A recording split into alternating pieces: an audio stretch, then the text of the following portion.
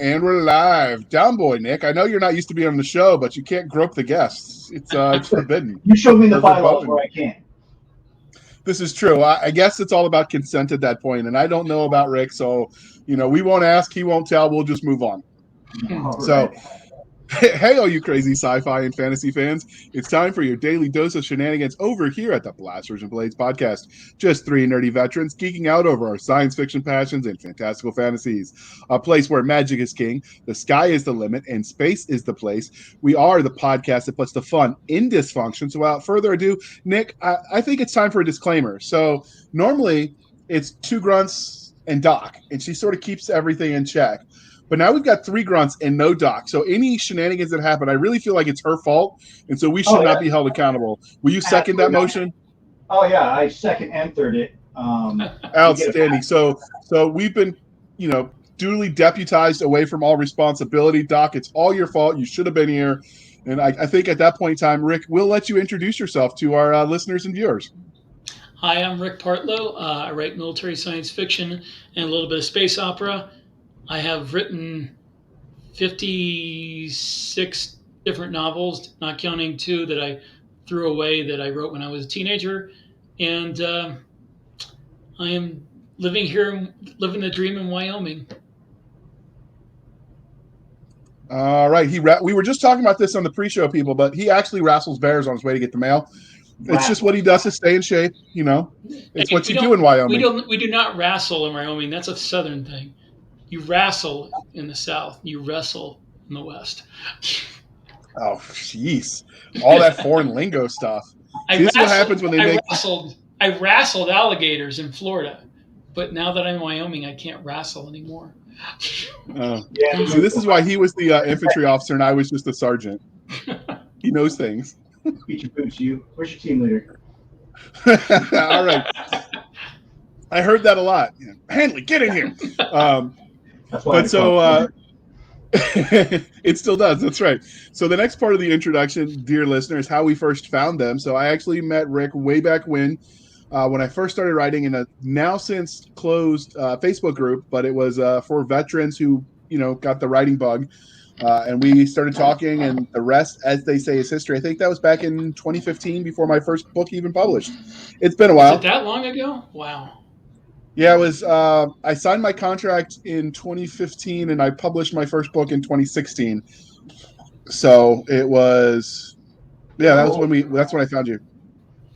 I'm just a slow writer. What can I say? But we as much as we like you, Rick, and we want to reminisce, we can't let you get any further without the gatekeeping that is known as the religion question. So Nick, you get to hit it. Oh, yes. All numbers patres exify, also fantasy, follow me. All right. Starship Troopers, Aliens, or Ender's Game? Are we talking books or movies? Because I guess Aliens is a movie, so it has to be. See, because if you're talking books, then that would be Starship Troopers, but there was no movie adaptation of Starship Troopers, so it would have to be Aliens when it comes to movies. Ender's Game wasn't bad. Some people hate it. I kind of liked it, but I enjoyed it. I love the book. The book was great. Yeah. The book was amazing, and I was writing a comic book, and I was halfway through it till I realized, man, I'm just rewriting Ender's Game. I suck. Because it was very influential. Because we're polytheistic, for our dear listeners, and some of you grunts out here, that means multiple religions. But before you do that, I want to correct the record. There are actually Aliens franchise books out there, and graphic novels and comic books. It's true. And you'll get a kick out of this. The Dark Horse comic book that was the sequel to Aliens, where it had Ripley and Hicks in it, was so far superior to anything else that has come out as a movie. Oh, that should have been Alien 3 right there. It should have been. You know why it wasn't? Budget. Because they couldn't afford to do Aliens on Earth. Oh, man. But that's fair. It's the way of everything. And I'll just throw in a comment here on, speaking of comic book sequels to movies, that Predator Concrete Jungle would have been a far superior movie to Predator 2 that we got. Yeah. That was such an awesome comic book. Oh, yeah. So this This is the one opinion that gets me hate mail still to this day. We did, when we were Sci-Fi Shenanigans, a review of Starship Troopers the book. The movie also came up. That was since been re-released as an archived episode, so it's still available if you want to dig out the archived episodes. But I said that I liked the movie Starship Troopers and I enjoyed it more than the book. But I found the movie first, and I still get hate mail about that. I get retired colonels who have emailed me to tell me to beat my face, among other things, when they find that episode. The movie wouldn't have been bad if they went with their original idea, which was just to make a generic science fiction movie that Paul Verhoeven could make as an anti-war, satirical, anti-fascist thing. But they also own the rights to Starship Troopers, so they're like, oh, we'll make an adoption of Starship Troopers. But it wasn't. It had nothing to do with Starship Troopers. And Verhoeven never read the damn book, and he tried to slander Heinlein as a fascist. And I hate his guts to this very day. No, Heinlein is not that. I read the book. Yeah, I read the book too. I enjoyed the book for what it was, but it felt more like a political treaty than it did an actual novel. It was a political. That's why it was required reading at the Naval Academy for years. Yeah, I mean, I read philosophy for the fun of it. I mean, I've read Marcus Aurelius several times, so I'm not opposed to that. But if I'm looking for an entertaining read, yeah, he's the OG rapper, Marcus Aurelius. You'll find him right next to Charlemagne the God. Yeah.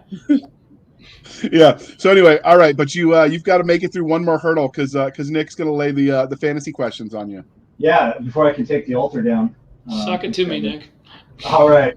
So, Beastmaster, Willow, or Conan? Well, Conan, of course. If you're talking the '80s version, was Arnold. The Jason Momoa version, that gets a lot of hate too. I was like, it's okay. It's not anything as good as the original, but it was okay. You can't beat Beastmaster did have one thing going for it, of course, which was the ferrets. No. I love the ferrets. Yeah. No, that wasn't the thing I was thinking of. I thought it was the puppies, but yeah. I really enjoyed Willow. Oh, yeah, I wish they had done a sequel to that, but that's one of those ones where they've waited so long. They're making a series now. Yeah, the only way to save that is to pick up with the little girl and push it to the future because the original actors are too old. That's what they're doing. Yeah. They have the original Willow is going to be in the movie. Warwick Davis. And it's going to be Warwick Davis. Yeah, it's going to be in like set 30 years in the future or whatever. Yeah, that's coming out soon, I think. It's coming out soon, I think. Yeah, sometime in the next 6 months. I didn't really care for the movie that much. I thought Val Kilmer was criminally underused in that movie. Oh, yes. And I didn't like how much they focused on Warwick Davis. Honestly, I mean, it's named after him, of course, but you've got Val Kilmer, who was a big star back then, and they didn't use him.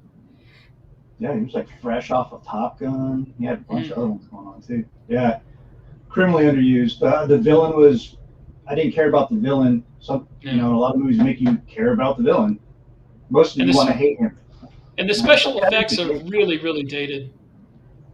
Yeah, even I think the special effects were done by ILM, and I think they were just coming off some pretty heavy projects, so they didn't send their A team for that one. That dragon-ish thing that they had at the end was horrible. Oh, so horrible, so bad, so. But Conan was the best fantasy movie that I had seen up until Lord of the Rings came out. But see, special effects are like a dual-edged sword because on the one hand, it does make for pretty viewing, but then movie theaters so rely on the special effects and the CGI that they forget actors actually have to act. And so we've lost at some level some of our actors in their ability to. Dude, I watched nothing. For fun, I did pretty much nothing but watch almost every movie that came out in the mid '80s to mid '90s. There was some horrible acting back then too. Do not make the mistake of thinking that the best ones that come to your mind from then are the only ones that came out. There were some bad movies. But I would say that the bad actors, if you compare the bad actors from then to now, bad has gotten worse. I don't think so. I think that there's more movies made now. Have you seen Captain Marvel? I mean, come on. And she's not right for the role. She's a horrible. That woman can't act to save her life. Oh, she can. She's got an Oscar. She can act. That's just it wasn't the right role for her, though. She can act if you put her in a role where she's appropriate. She is not Captain Marvel. Emily Blunt would have been a perfect Captain Marvel. So I buy Emily Blunt as a badass. Yeah. So she acts as herself. That is pretty much her only role. She is a Karen, much like Shatner is only Shatner. Their roles are all caricatures of themselves. But I like Shatner. I do like Shatner. The difference is to say that the man has depth just isn't true. I didn't say she had depth. I just said that she could act. But you know, most actors have very little depth. Shallow like a puddle. On that note, we'll move on.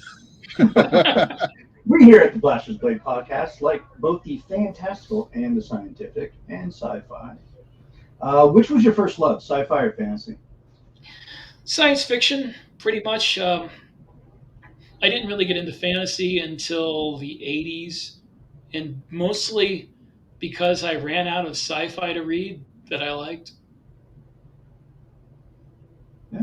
So that's when you talk about fantasy, we can go more into that, but it's because I really fell in love with science fiction from the works of Heinlein and Andre Norton and Isaac Asimov and Arthur C. Clarke, all this stuff written in the 50s and 60s that was really hopeful and out there, you know, and exploration.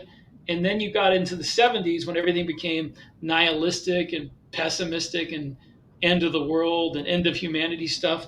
And I just didn't want to read any of that. So I stopped reading science fiction and picked up fantasy.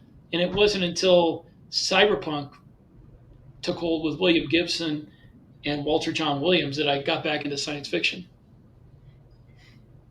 Okay. I get that. So what was the first fantasy novel that you found? Fantasy or science fiction? Fantasy. You said you didn't get into fantasy till later. In the 80s, yeah. I think the first one was The Dragon and the George by Gordon. Is that Gordon Dixon? I think it was Gordon Dixon, yeah. I don't know if you ever read that one. It's about a literature professor who gets sent back to a fantasy version of England where his mind is stuck in the body of a dragon.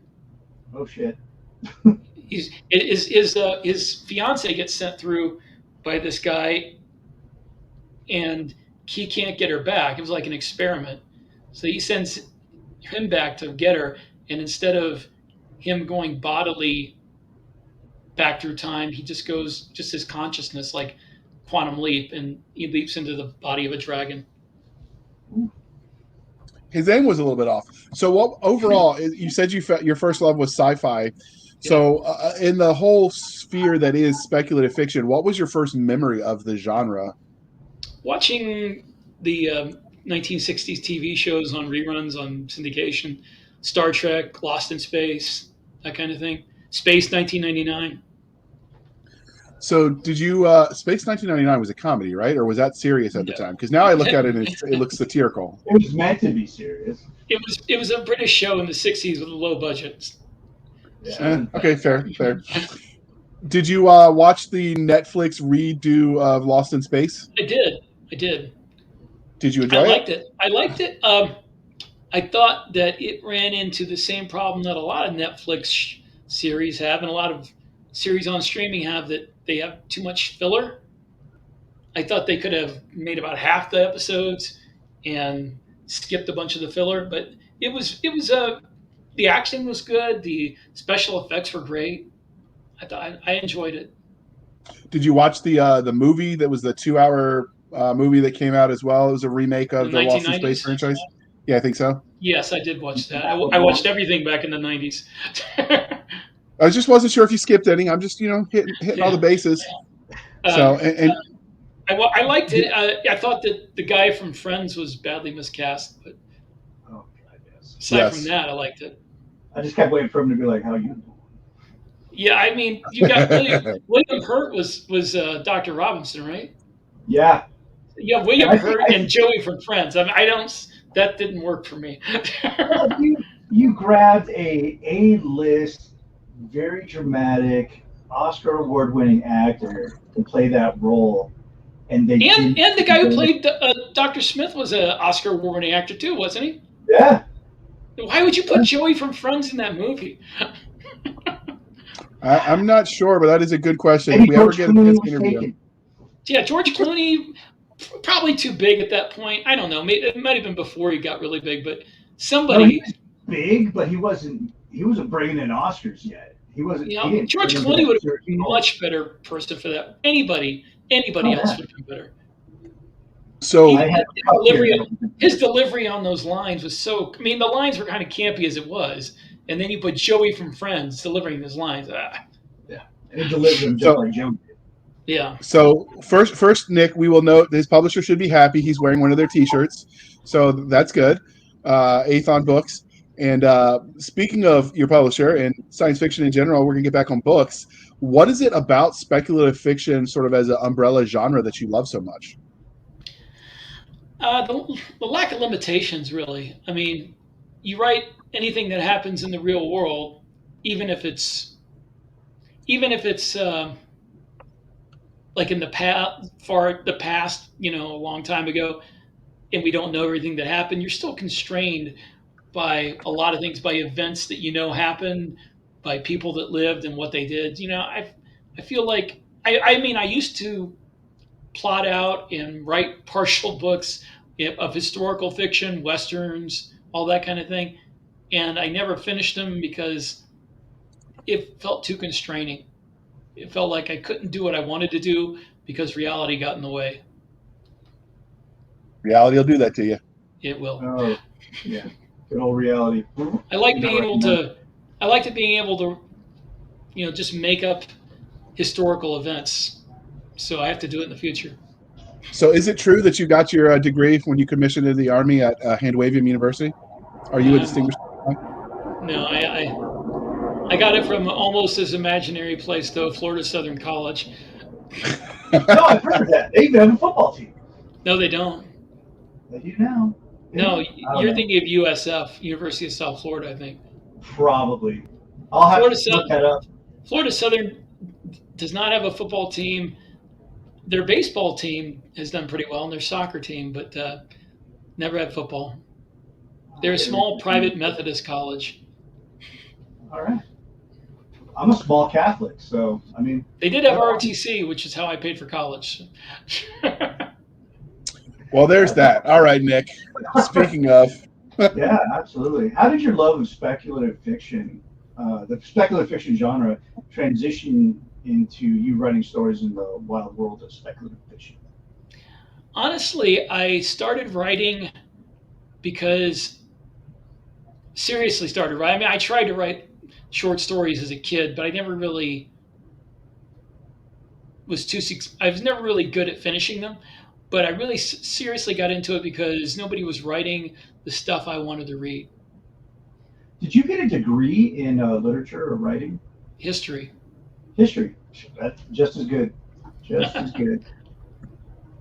I've actually noticed a lot of authors have history degrees. Well, I mean,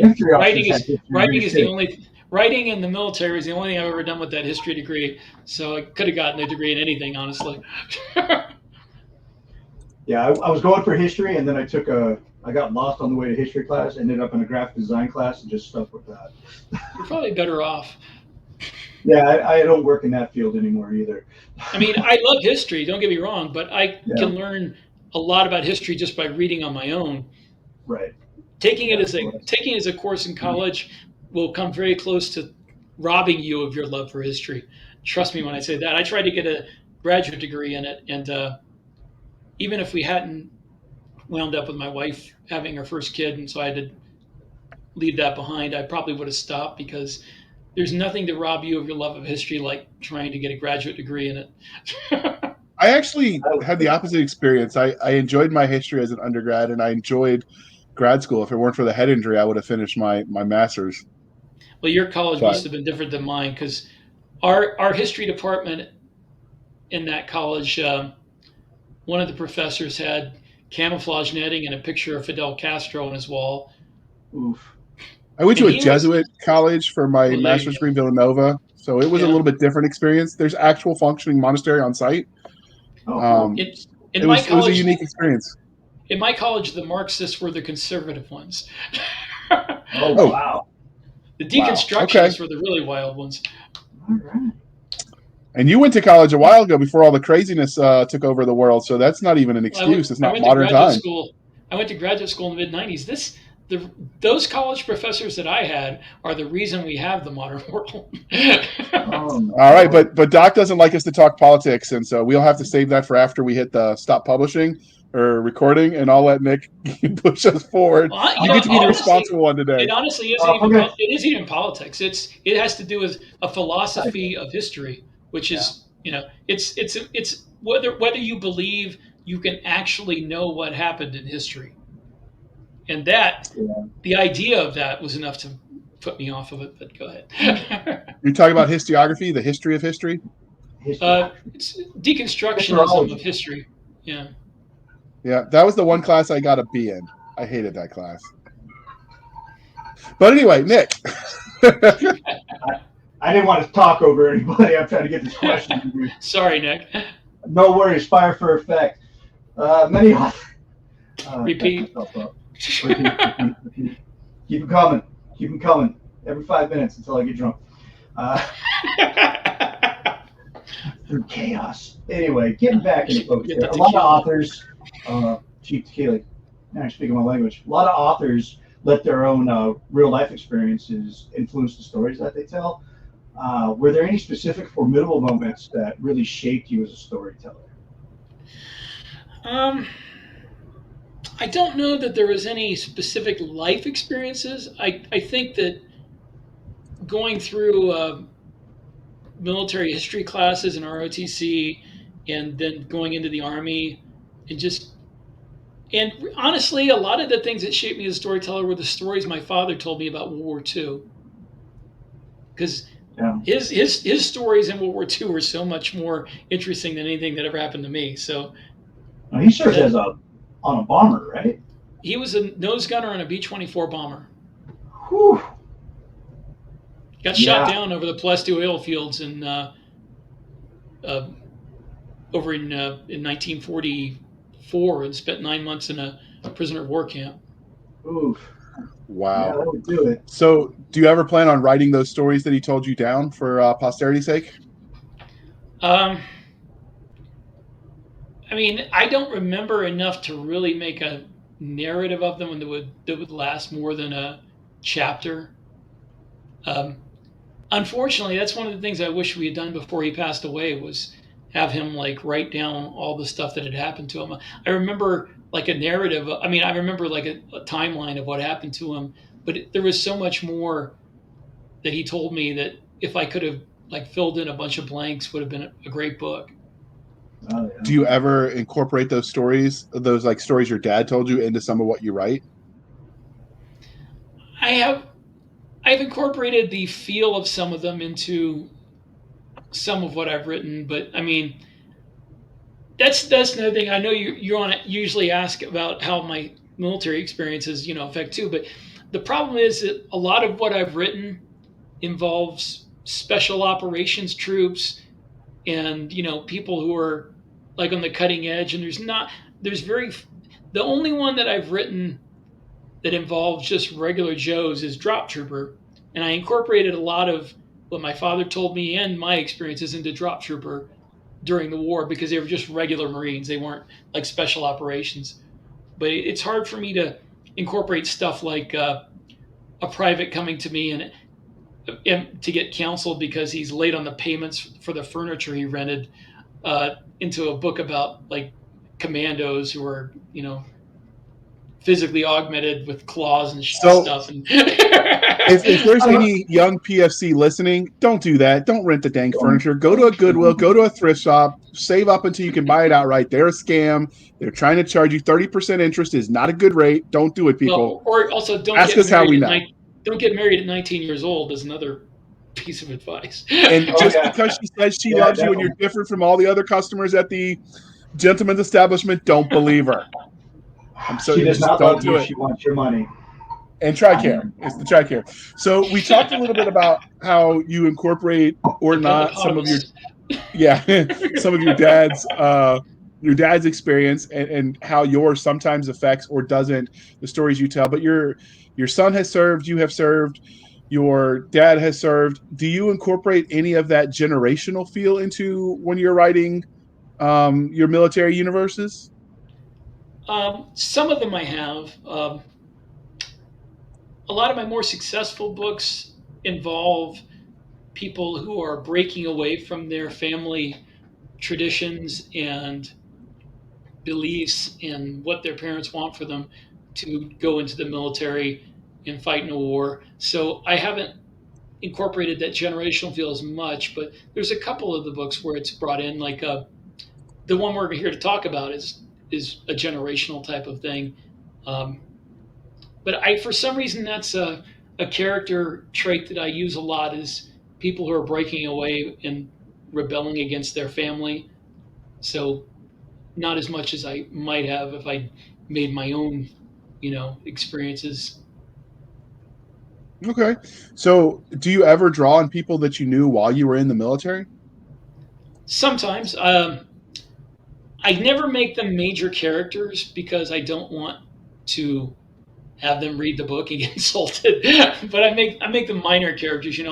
Like there was a XO in my company who got kicked up to staff on his way out before officers advance course, and I've used he was a really cool guy, very together and never let anything bother him, and always had like a sarcastic comment to make about everything. I've used him several times as different characters. Okay. I've used his name for other characters because he had a really cool name.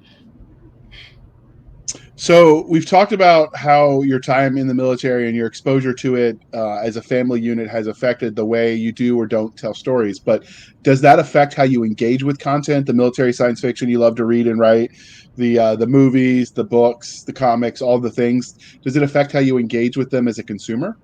Well, it makes me more like observant of mistakes, but which probably ticks off people who watch movies with me.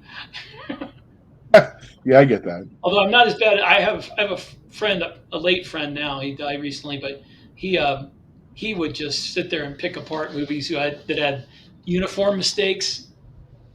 I'm that He guy. yeah, and he was into like historical military stuff too. So Civil War, uh, World War I, World War II. He'd be just sitting there like, that's not how they wore that uniform. That's not where the rank went. He'd just be Just going off shred on it. it.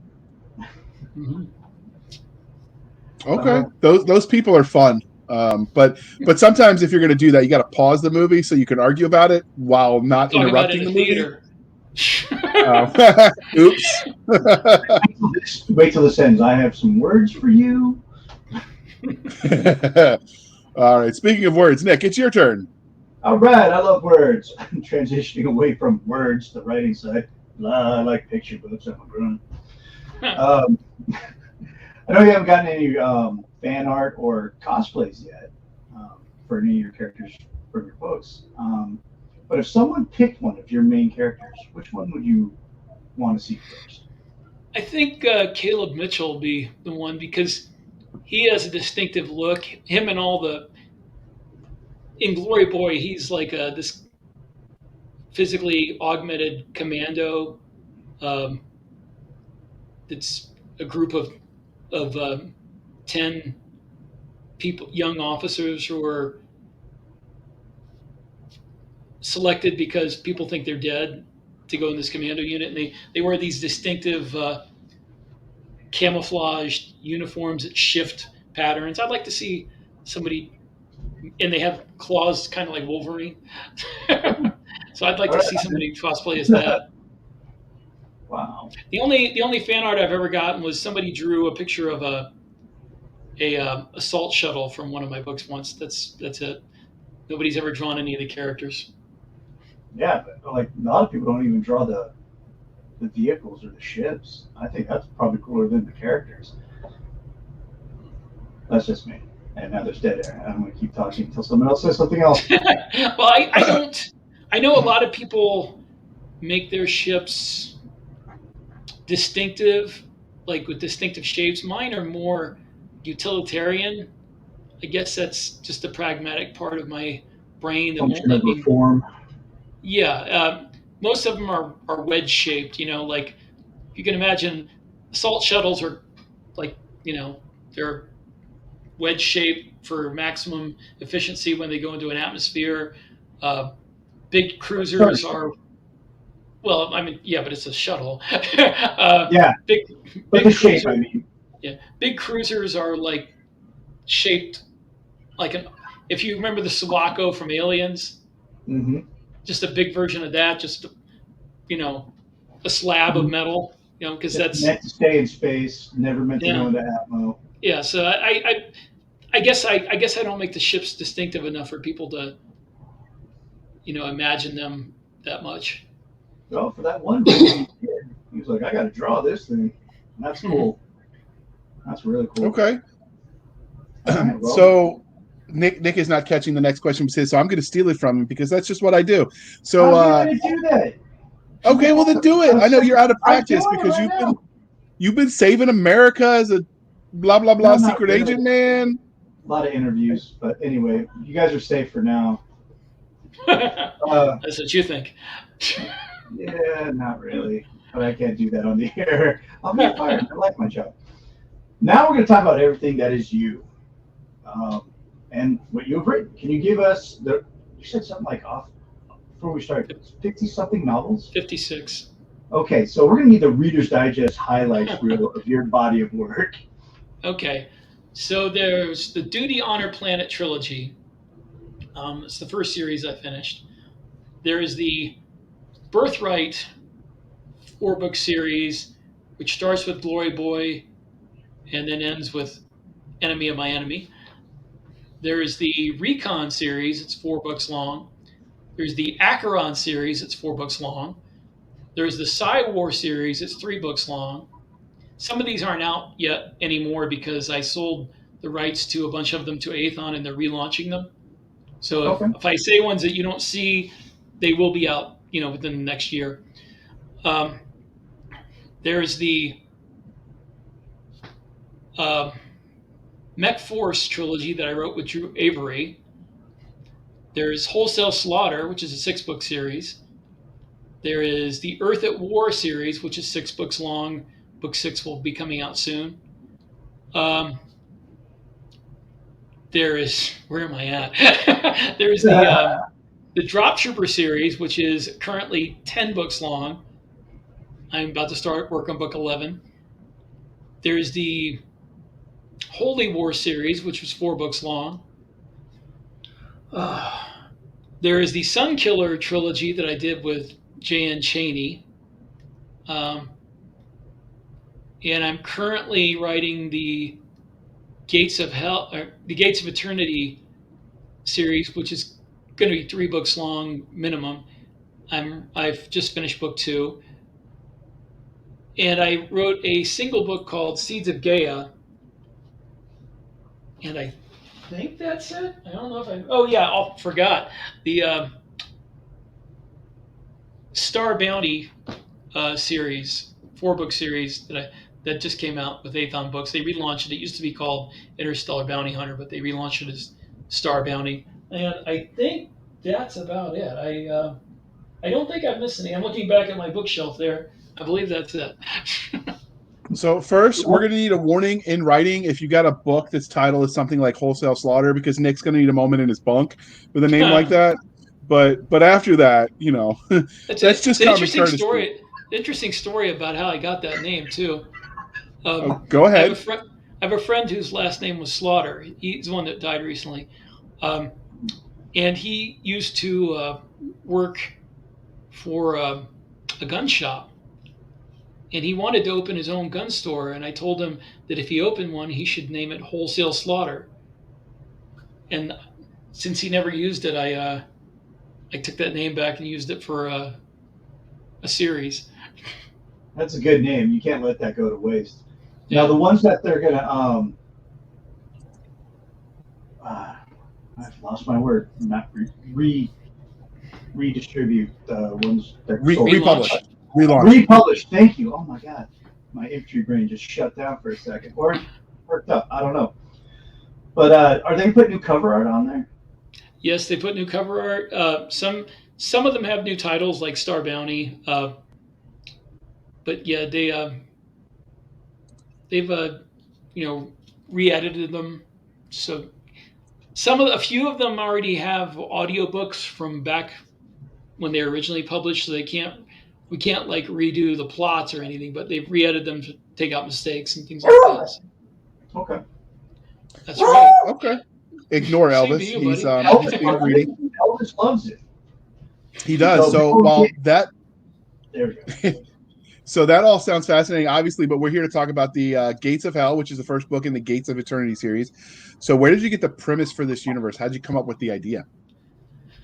Well, I wanted something. I had written mostly stuff that takes place in the not far future, but kind of like 200 to 300 years in the future, except Wholesale Slaughter and Seeds of Gale, which are thousands of years in the future. But I hadn't written much that was near future. And I wrote Earth at War. That series is like about 15 or 20 years from now. And Sunkiller was about 50 years. But I wanted to do a science fiction series that took place now.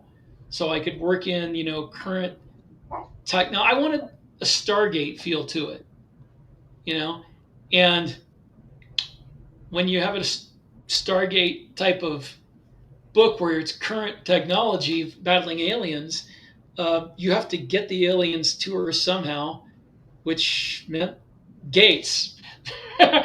So I had the idea of mixing Stargate with Doom, and so gates open, monsters come through them. Military guys fight them. So that's where I got the initial idea for it. That is a good way to get it, and we will rock that out. So as we wait before we dive too deep into that series, the Gates of Eternity, we are going to pause for the beautiful cover art. Yeah, that's next, and that's you. That's your art thing. That's like all you with your pictures and your pretty words. That is the only reason I do a job on this podcast. Well, I mean that and your winning personality, and we have history, but we didn't know that when we hired you. But we're going to take a moment where we pause to shamelessly shill for the man. Humanity will be free, no matter the cost. Deep in the Guatemalan jungle, buried beneath a forgotten Mayan pyramid, an earth-shattering secret sits, waiting. Its discovery will rip apart the illusion that humanity is alone in the universe. Engaged in a life-and-death struggle for the future of mankind, Harry Rogers and Jess Cook are forced to protect this secret from the most despicable foes imaginable. They must race across the globe to complete Liberty Station, the first true interplanetary ship. Only then can they search for the shocking truth behind what they found. They have no room for error, because failure means death for them and subjugation for everyone else. Presenting Liberty Station, Book 1 of Humanity Unlimited, written by Terry Mixon. Purchase your copy on Amazon and learn more about the author and his works at terrymixon.com. Obviously, if you've listened to this show for more than 2 episodes, you know I absolutely adore that man's work. For all he's a heathen who doesn't know who the right main character is in the Empire of Bone series. But thank you, Terry, for sponsoring. And on that note, I get to bring up the art, and Nick gets to shine and do his thing. Oh, man, I got nothing. I'm just kidding. All right, let's dig into this beautiful piece of art right here. Did you have any influence or input in the artist's work? Is it somebody that you knew? Is it someone that... It is not somebody I knew. The artist is Jeff Brown for this book. I talked to Steve Bollier, who's one of the owners of Aethon, and he asked me what I think would be good for the cover. Ideas for the cover. I mean, I give him a bunch of ideas. He picks out what he thinks will look best. He talks to the artist, and I said, well, it's got to be some kind of a gate with a soldier. I mean, you could have monsters. We didn't wind up putting them in there because it wouldn't look too busy. Um, so he came up with this, and I said, one of the things that um, I find is a good way of doing business is letting the guys who are good at art make up covers that will sell the book, and not nitpicking. Well, that's not a rifle that's in the book. Why is this Right. guy? Why is this guy wearing a helmet like that? Why? What? No, it looks good. It's a great picture. The gate shouldn't be surrounded by that stuff. It's free floating. It looks good. It's a great cover. It will attract people's attention. And it'll sell books. So I don't care if about little details that might be different from the book. It doesn't matter. It definitely will. I like that everything's center framed. Everything kind of works with this. You've got a really cool looking gate. You look past it, you can tell he's on a ship. He's out in outer space. You got this futuristic soldier with a badass looking weapon. You got some really good light sources going on there. A lot of color. So these are all things that are really eye catching. So if you're walking and you're looking for a new book to read, and if it's there, you're like, oh man, that's actually pretty cool. I wonder what that's about. So, and that your industry, the comic book industry, we're always judged on what the cover looks like now. So who cares if it's you accurate? you can judge a book by its cover. Oh, absolutely. That's been proven false for the last 40 years. I mean, Marvel and DC used to do comic book covers during the 80s and 90s. It would be a beautiful cover, had nothing to do with what was going on. Oh, I know. Trust me. Huge fan, and those are the ones. I mean, the story might have been crap, but the cover was cool, and I bought it for the cover.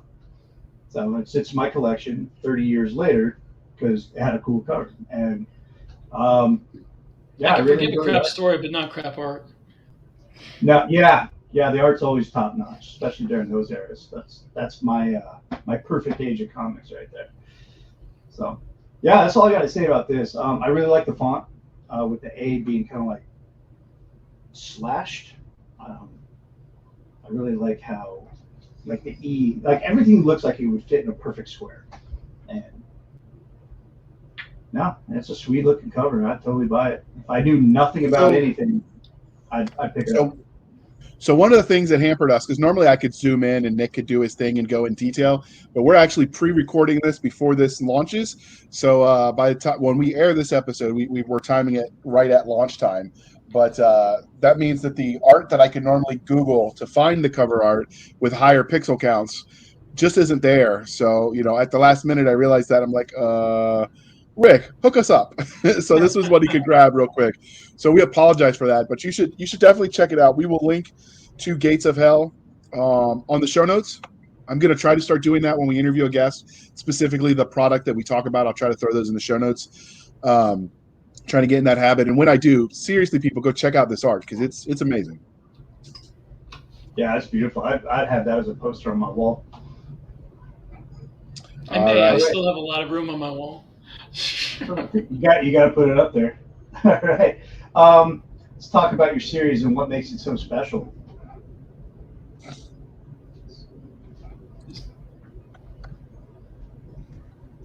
Rick, what do you think makes your series special? I'm sorry, I couldn't hear Nick. I think that of course, the character is always what I start with first, but I think the fact that it's a current day series that involves a lot of the modern zeitgeist, and society, it offers a different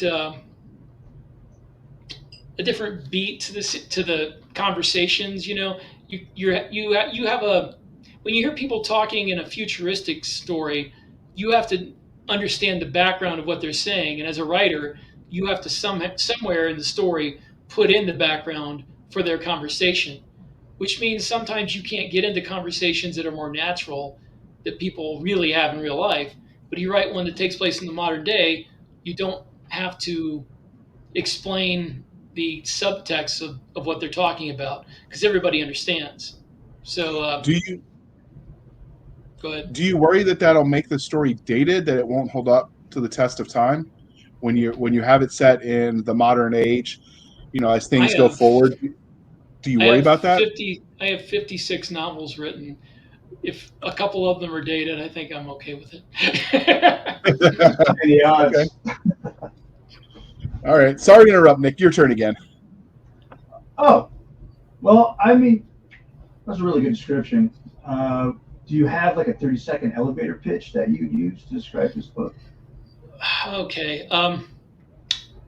A government experiment rips open gates in space-time to a hive mind planet full of monsters that start coming through to Earth to try to conquer us. And the only ones standing in their way are one Delta Force team and a young National Guardsman from Wyoming. There you go.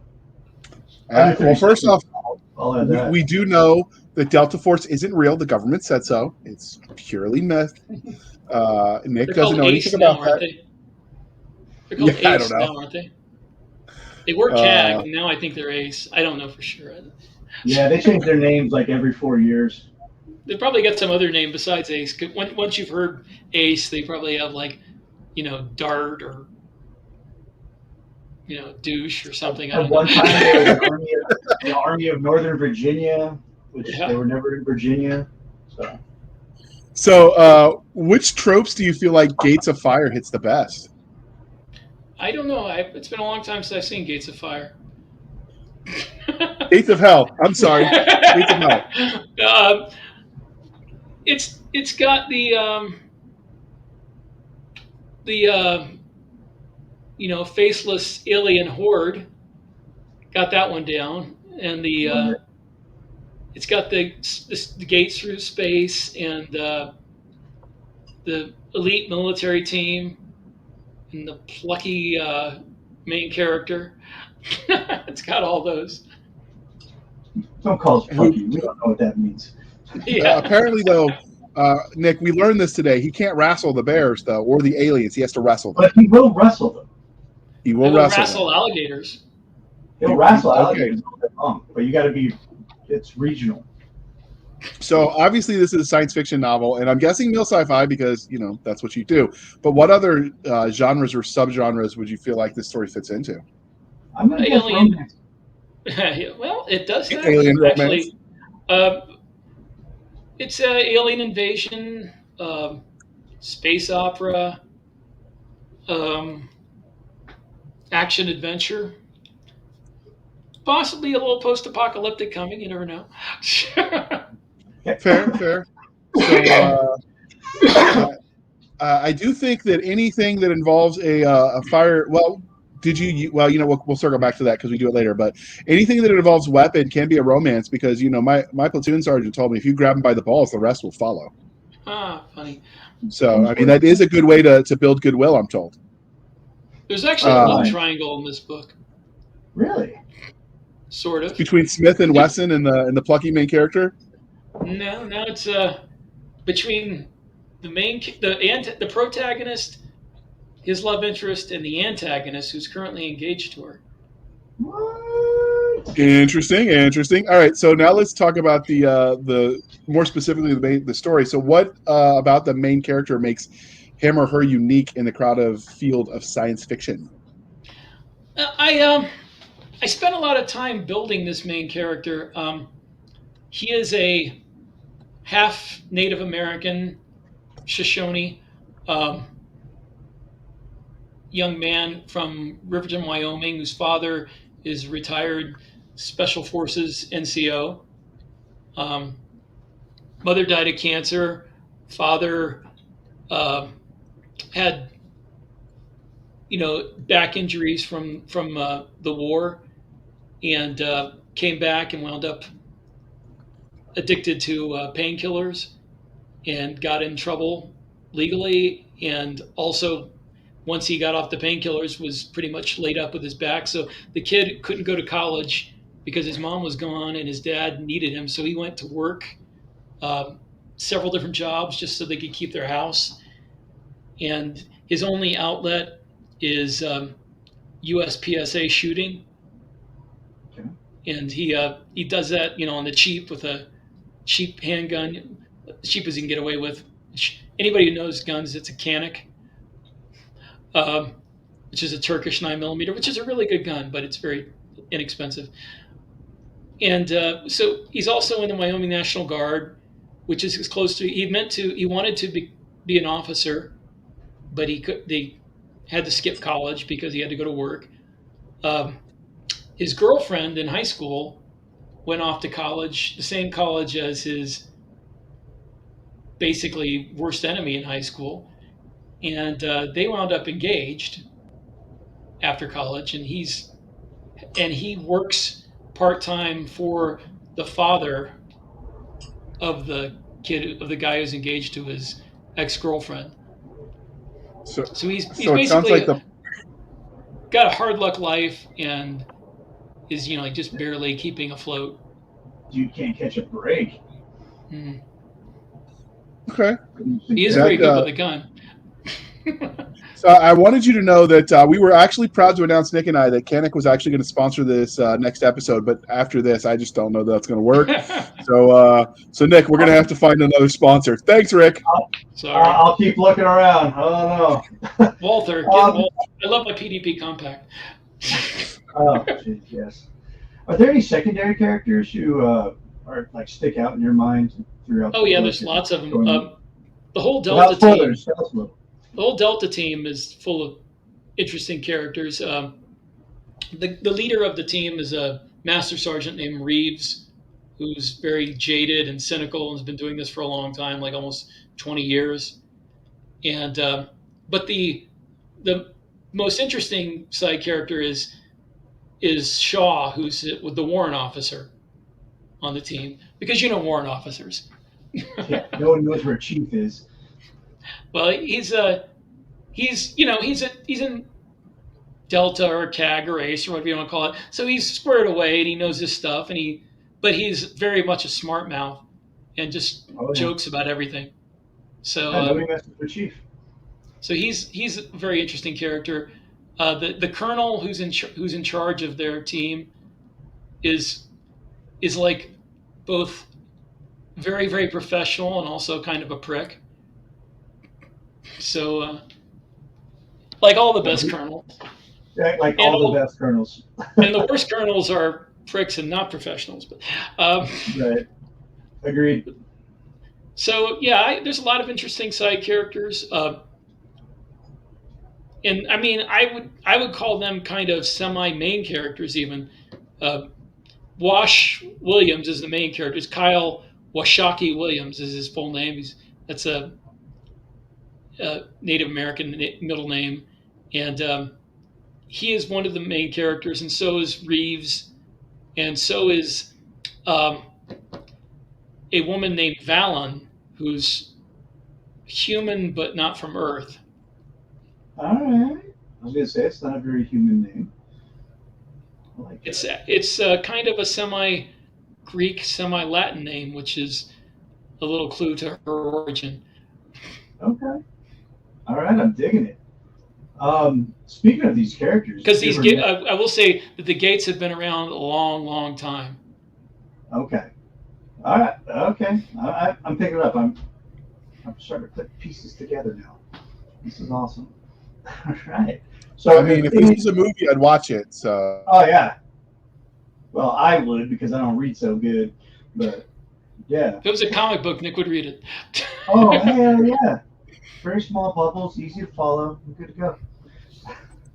So if you met any of these characters in a back alley, how would they treat you after the hell you put them through? I don't know.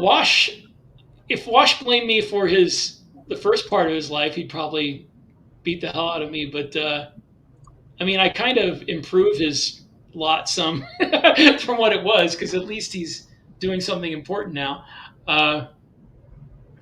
The Delta Force guys probably would think that it's the most fun they've ever had. So no, I don't think they'd be mad at all. I mean, what's more fun than going through holes in space and fighting bug-eyed monsters? I mean, that sounds awesome. Okay. I mean, that's the most exciting thing they'll do with their clothes on, so I think that's winning. With or without, probably. I mean, I don't know. They have not been to some of the clubs we have been to, maybe. I'm just saying. They'll find love and share tricare. The stripper does not love you, JR. No, he doesn't. You can't buy it, but you can rent it for $1 an hour. Inflation, Nick. Okay, so $3,000 an hour you can rent love. All right, Nick, save us from ourselves. I have to. Who else is going to do it? Throwing a lifeline here. Obviously, your story has an antagonist, as is the bad guys. Without giving away any spoilers, why don't you tell us a little bit how many, is it just one antagonist? We got 2 or 3? Is it based on who's fighting who? There's basically 2 main antagonists. One is personal antagonist, which is his ex-girlfriend's fiance.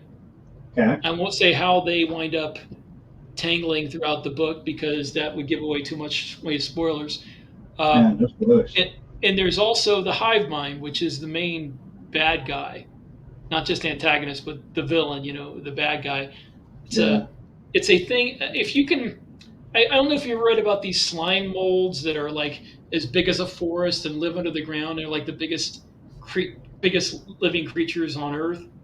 Yeah, I just saw a video on it about like a flesh cave. Well, imagine if every cell of one of those things was a brain cell. Oof. And you have the hive mind, and it lives underground and creates these monsters that serve it and act as its drones, warriors, whatever you want to call them. Right. And because it has access to these gates, and because you can communicate through the gates, it exists on hundreds of worlds like that. So there's hundreds of hive worlds where it basically has stripped the planets bare, killed everything intelligent, and just exists as like this giant hive mind through interstellar space connected by the gates. Well, that sounds scary as hell. I'm getting on a ship. So what you're saying is you can kill aliens and get paid in this novel. Yeah, but there's no mech suits. I'm sorry. Well, one thing we did learn is the only good hive mind is a dead hive mind. That's a paraphrase. So it's hard to kill something that lives. It's like each cell is a brain cell and lives on hundreds of planets. Well, so one thing Nick taught me is if we nuke it from orbit, it's the only way to be sure, but you will take it out. So we do what we can. Multiple. It's harder than that. You have to nuke it. You have to nuke it from the inside to kill it. It lives underground. So for something that difficult, we'll just send the Rangers. They'll make it happen. Right, Nick? Yeah. I mean, they like doing stuff like that. The regiment will handle it. So have you ever heard of the Volturi, Nick? The name sounds familiar. Yeah. Romanian Special Forces. Okay. Yeah, that's where I heard it from. They actually have a part to play in book 2. No kidding. You're speaking his language? The grog. I don't remember what the name of the Polish Special Forces is. It's like grog or... I want to say Grom, but I think that's a truck. Grom? I don't know. They're badass, too. I got to play with them a little bit in Ukraine before it shake out wild. So the previous Ukraine, he's not part of the present thing, people, so chill. Yeah, so like finally... Nobody officially is part of the current.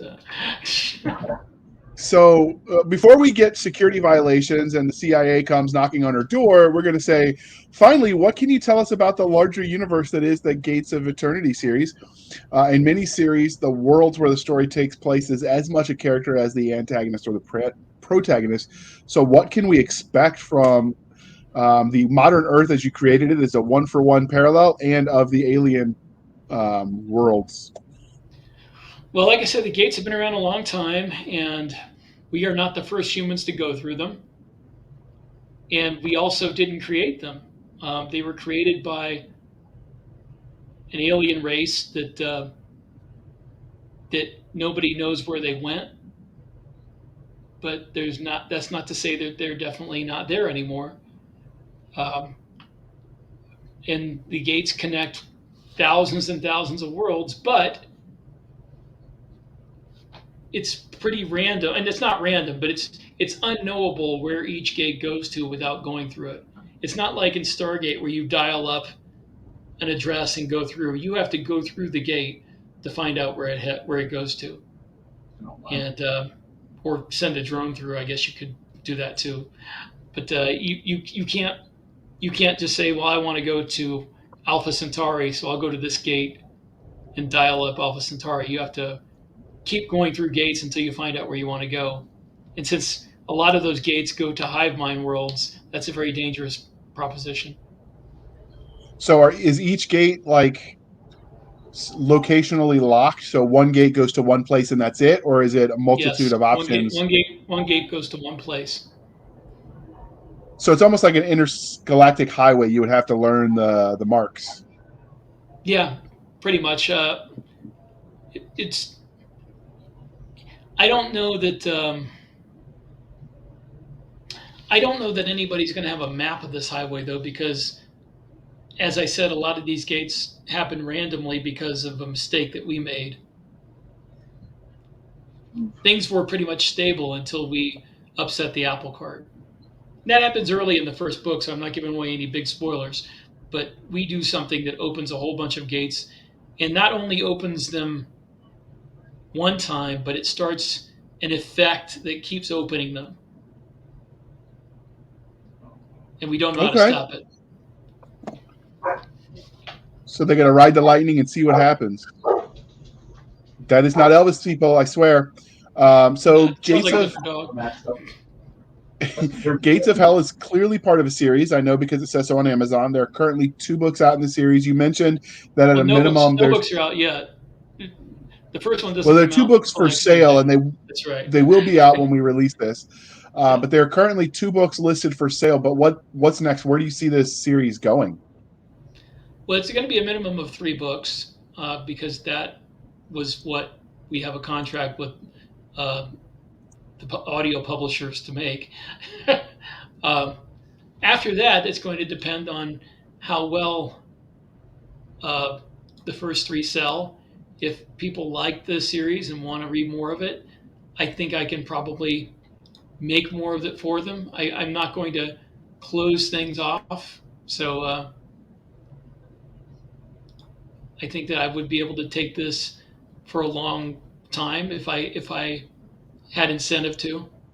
But I also think that after book 3, you could not read anything else and not feel cheated.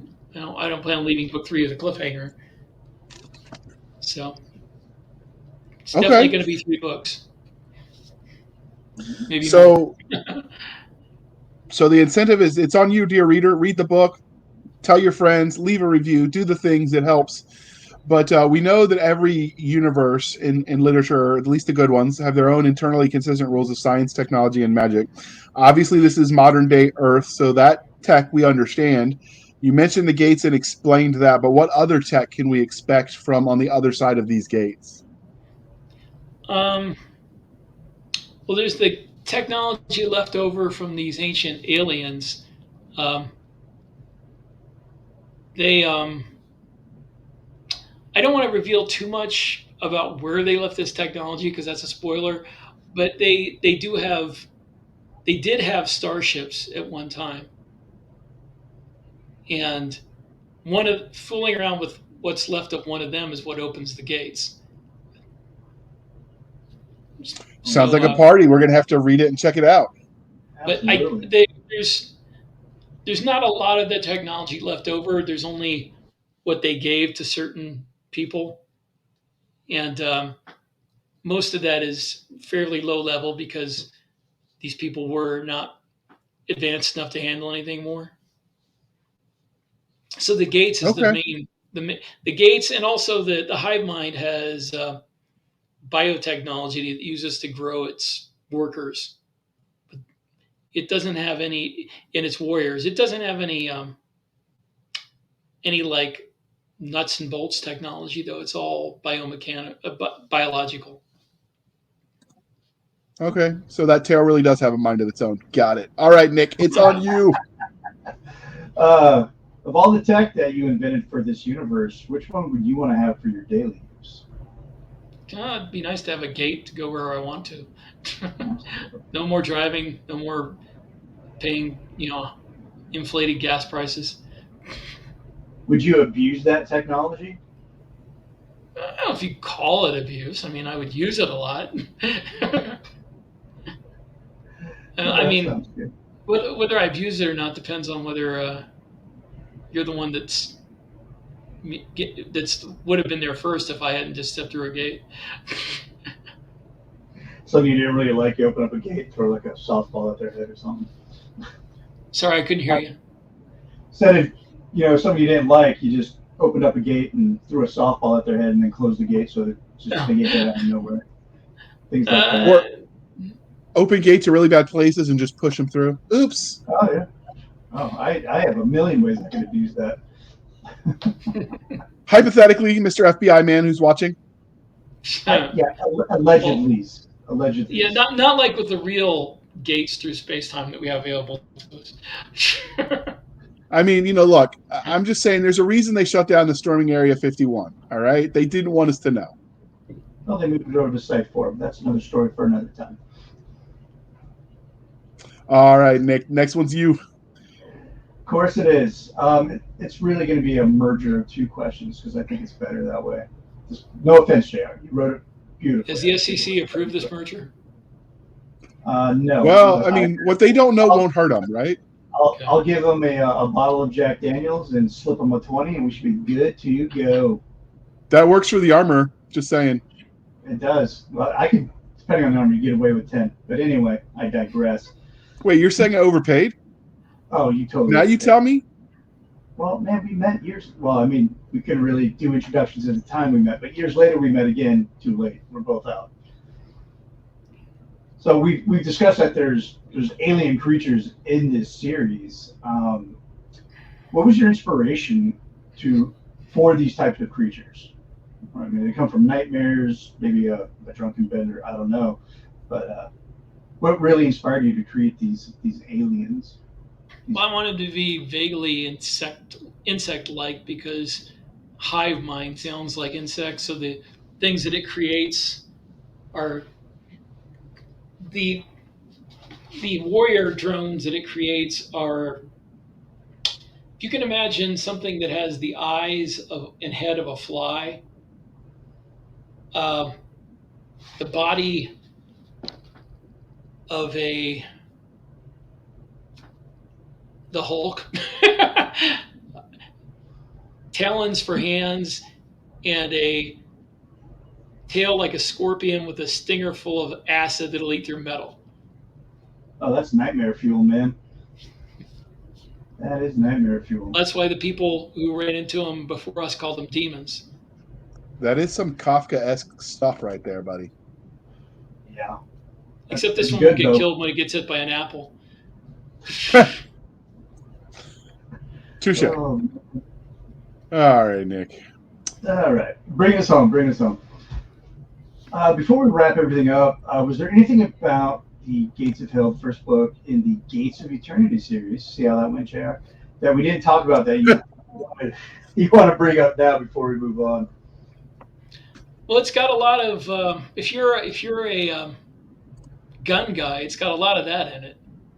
And because obviously there's a lot of shooting going on at these alien monsters. So I mean, if you want to read about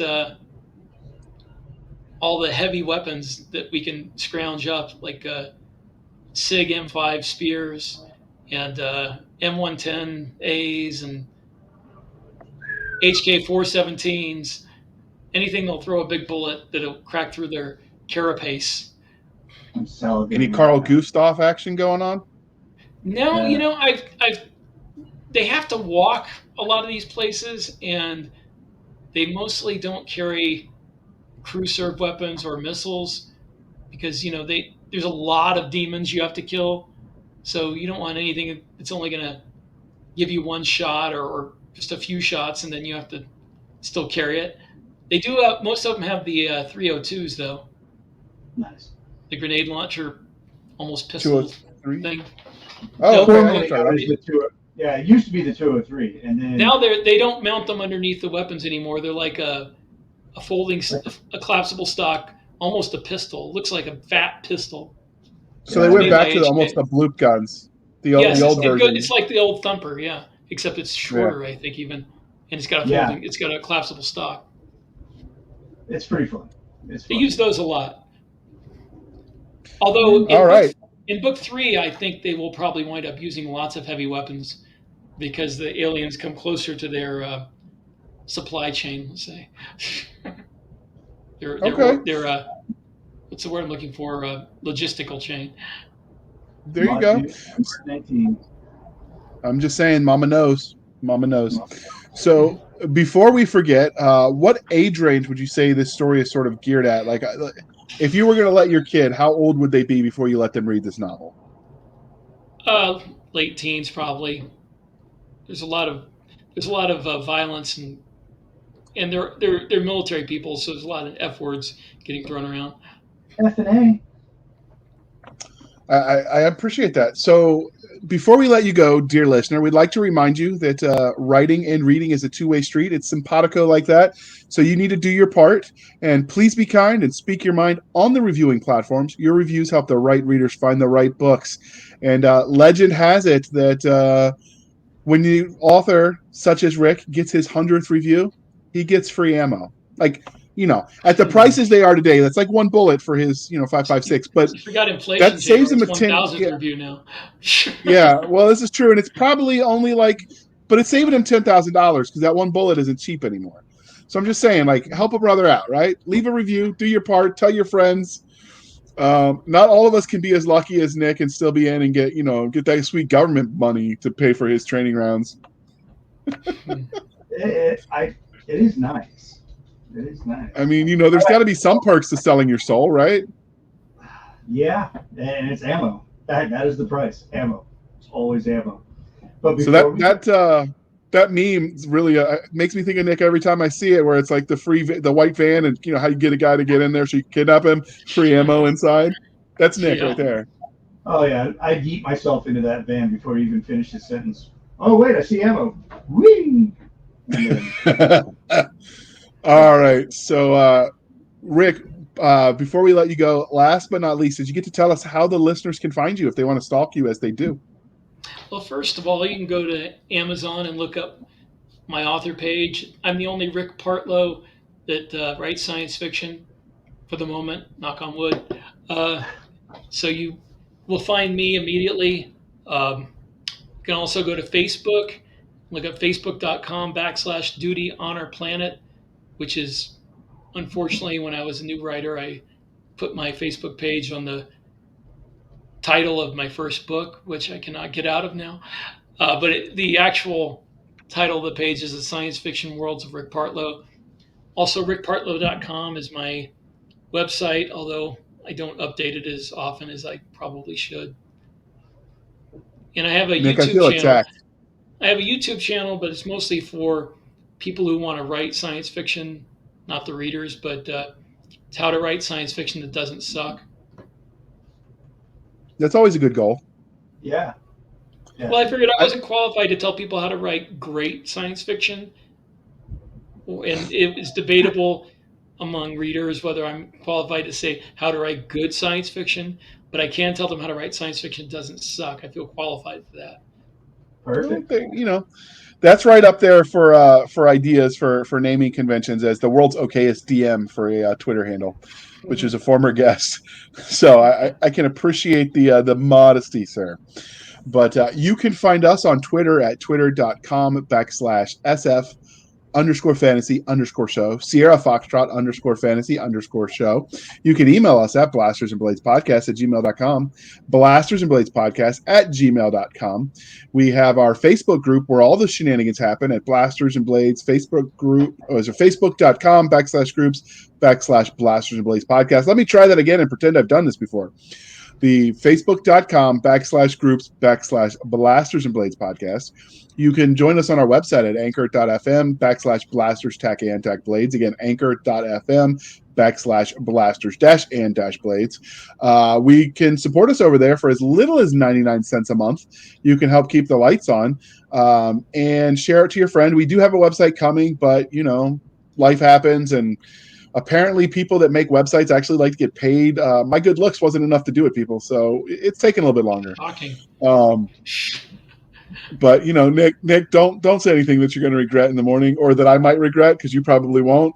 Or you can support the show more directly at buymeacoffee.com/author J.R. Handley. Again, buymeacoffee.com/author J.R. Handley.